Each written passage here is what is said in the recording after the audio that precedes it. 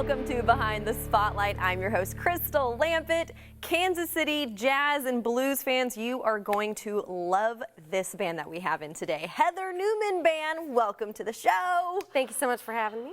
Well, I'm so excited to be your TV debut as well. So exciting. These guys are new, and we're so pleased to have you on the show. You're going to kick it off with a song from your newer album, which is called Burn Me Alive. Burn Me Alive is the album, and the song is called Howlin' for Love. Yes. Okay, go ahead and take it away, Heather Newman Band.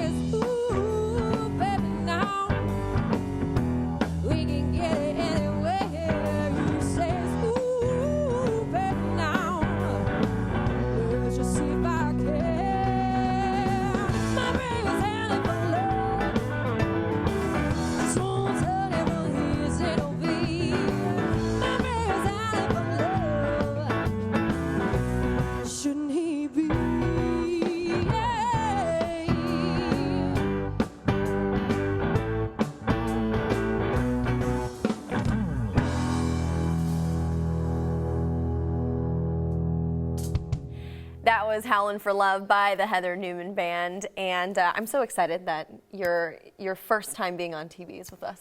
I'm always looking, I'm like, one day one of these artists that we had as a newbie is going to be like huge. I can totally see it too. I really dig your sound. Tell me a little bit more about Howling for Love and what inspired that song. Yeah, that one, my partner and I, we had our little nicknames for each other, and he was my hound dog and I was his honeybee. So that's kind of where that song started. My baby's howling for love. He just wants honey from his little bee. You know, so it's that little lovey-dovey song that just kind of came together like that. And it was one of the first originals that we had with the band as well.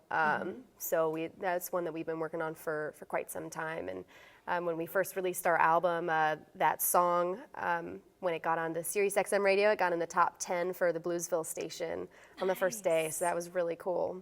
That must have been quite the confidence booster too. Yeah, definitely. It was amazing to have released my first album under my name and right off the bat see my name on the charts with musicians that I've been listening to since I was like 5 years old. You know, there was I'm totally blanking on who was on there right now, but yeah, some big names that we would know, right? Oh yeah, it was Samantha Fish. I believe yes. Curtis Salgado was on it. Taj Mahal. A lot of really big blues names that I have just been crazy over for a long time, and it was just absolutely amazing. I was like, my name's on that list. Well, and how cool is that too? Because I've heard you sort of compared to Samantha Fish in the trajectory of your career. I mean, how does that feel to read somebody writing that about you? Like, this could be another Samantha Fish, or reaching that level. Yeah, it's awesome, because a lot of women in this genre are not represented very well. There's quite a few of them out there. But the statistics, there's a lot more of them out there than the statistics show, and a lot of that does have to do with the music industry and how it works. But it's really cool to have come out of the scene so fresh and to already be, hit the ground running. Yeah. Well, I'm glad to hear it, and we've got more coming up after this, so make sure you guys stay tuned.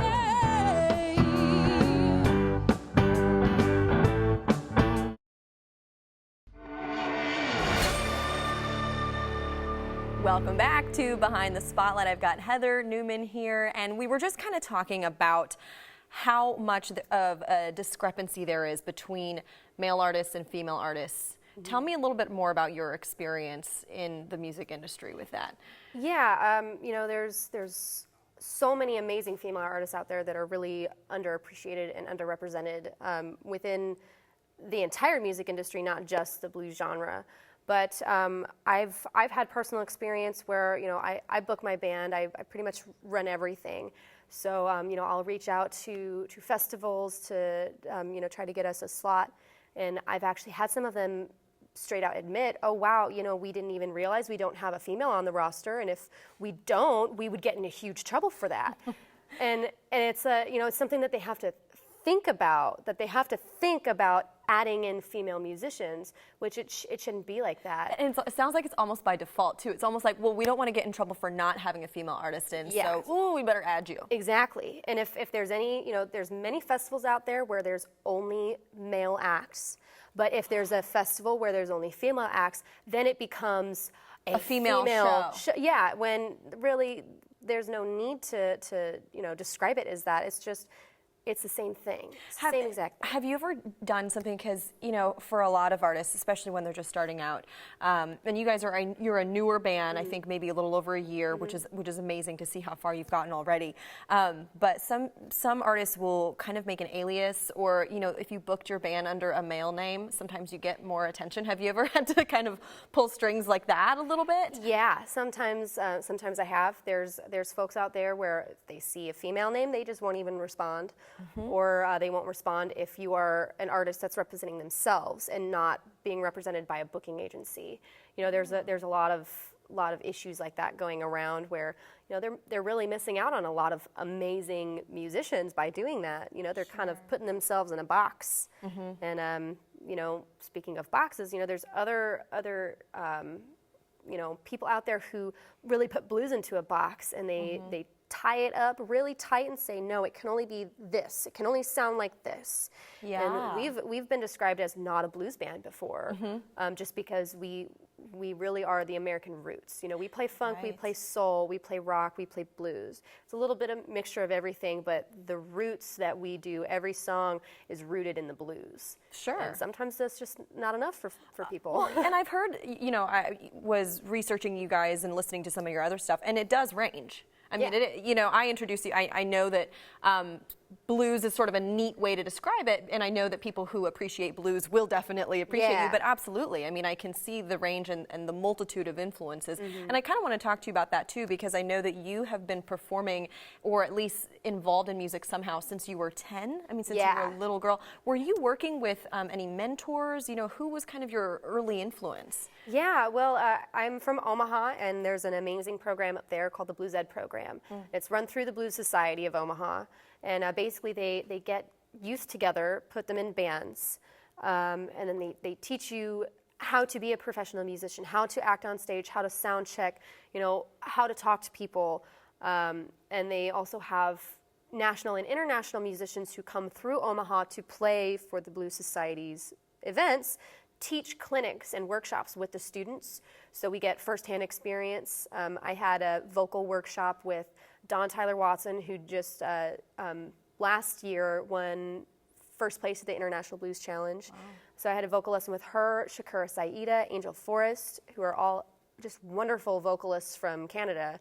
And so I've had a lot of experiences to work with musicians on this level from a young age. Tell me how important that is too, because I kind of think in every industry, there's sort of a lack of mentorship in a lot. You know, it's like, tell me how important that is to have that basis. Honestly, it's the main reason why I'm doing this today, because that program put me so far ahead of what I would have been if I was just doing this on my own. You know, also having those kind of connections. You know, I met those folks over 10 years ago now.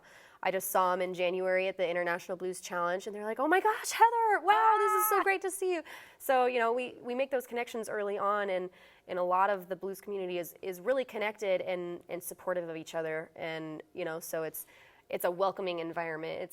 We do have the International Blues Challenge. It's a competition, but the vibe that's down there is really not that way at all. It's more of a supportive. Yeah, we're all here. We're all in this together. It's about keeping the blues alive and opening it up for younger generations. And I'm sure there's that element too of like, we're so proud of you. You know, you're sticking to it. You're still doing it. Do you remember from back in that time, what was the best piece of advice somebody ever gave you while you were learning and developing all of these skills?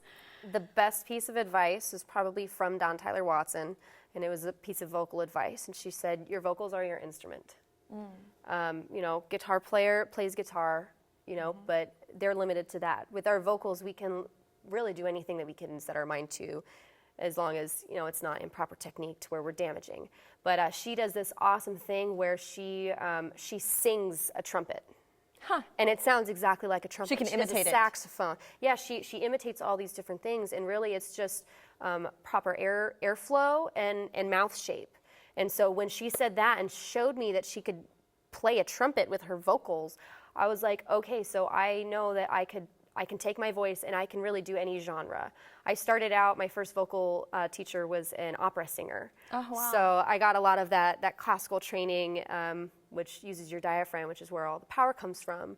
But doing that, you know, I can sing funk, I can sing blues, I can probably sing hardcore stuff too, and like really get into it. Yeah, but it's all technique, and that was probably the biggest thing was I really listened to everything that I learned back at that point and actually put it into use. That's so fascinating how you can manipulate your voice too. It really is a skill. I mean, obviously it's a skill. Yeah. But you don't think always as your vocal cords, you know, your body as sort of your instrument. Yeah. But you did eventually, you know, you learned the bass, you started learning on the bass, fairly new, right? You're newer to... I'm new to the bass, yeah. I've been playing for probably a year and a half now. I taught myself guitar about 10 years ago. Nice. So I did that, but it was rhythm, you know, kind of singer-songwriter stuff. So I did have that basis in music already as far as instruments go. But when I picked up the bass, there was no competition, hands down. That was the instrument that I belong with. And I was wondering why. You know, I was wondering what it was about the bass that drew you to it. Yeah, I had been playing with Nick Schneblin, who's another Kansas City musician. He was in Trampled Underfoot, and I was playing rhythm guitar for him. But I was over on the side of the stage with our bass player, and you know, we would just really lock in together. And by the time I left his band to form my band, I realized, I was like, you know, I'm really locking in with the bass player. I was like, maybe I should just pick up a bass. So my first bass was a $50 Craigslist find, you know, and like a month later, I was like, this is it, I'm doing it. So you could say the bass chose you, yes, in a way. Yes, it did. I didn't realize it, and I was fighting it and just playing bass on the wrong instrument. That's so funny. Huh. I mean, I could see that, though. You know, some people just gravitate towards certain instruments, and for you, obviously, the bass and the vocals have been that. So where do you see yourself going? I mean, I'm sure in some ways it's very encouraging to be compared and on these lists with these huge artists, and also intimidating in some ways. Where do you see yourself going with the band in the future? Well, my goal is to just keep doing what we're doing and keep writing. This is what I'm going to be doing from here on out. So it's only looking up from here, and you know, a lot of females too that are in the scene. It's kind of like a, you know, cutthroat type deal. There can only be one, you know, and my goal is to make the kind of connections with these women to say, hey, this isn't necessary. Let's like band together, you know, let's be strong together and change how the music industry is seen and how women are represented in that. That's huge. Yeah. I mean, it can absolutely be a collaboration, but there is something about that in every industry. You know, there is some level of competition. Yeah. I think it is. It's really hard for people to kind of get out of that line of thinking to be able to say, oh, okay, you know, maybe we can do something together. Yeah. And something totally random that I really enjoyed reading about you was that you are into herpetology, which for our friends out there who are not familiar with this term, it's an interest in amphibians, reptiles. So you have a snake, a pet snake? Yeah, little corn snake, as well as a year-and-a-half-old iguana. Who did some damage. Yes, yes. He's new, he's young, he's skittish, but it was just too gorgeous outside to not let him get some natural sunlight. Get some sunshine. So I took a chance, and you know, he freaked out a little bit. My dog scared him, and you know, he's got some really sharp claws. So you know, he kind of got me a little bit. But so when you're not playing the bass, you're not singing, you're not writing, you are hanging out with all these animals. Oh yeah, I've got 2 dogs, a cat, an iguana, and the snake. So wow. Yeah. You've always been an animal person? Oh yeah, always. So tell me a little bit more about your hobbies outside of music, because I want to get the full picture. I've heard your music. You're amazing. What else do you enjoy when you're not playing with animals and instruments? I do a lot of art. I took a lot of art classes, so I draw, I paint, I design my new T-shirts and posters and all that good stuff. I also love reading, and if I had the time to take away from music, I would pursue more acting. I did a lot of theater and that kind of thing, and I really miss it, but this life is so rewarding and entertaining for me that it's a blast. Well, it's a big time commitment. Yeah, but absolutely. I was impressed to hear about, you know, you do have such an artistic side, which I think is really neat, and it's such a, you know, it sounds like it takes a very well-rounded person to be involved in this industry as well. Definitely. It takes a lot of discipline too, because the number of hours that you have to put in to get to the point where you are that skilled in your trade, to really make an impact, you know, it was a lot of just tedious things that I did over and over and over and over. Absolutely. There's an artistic side and there's a business side as well. Yeah. Well, thank you so much for being on the show. We have more coming up. Don't go anywhere. Right in front of me. Yeah, I felt lonely with you.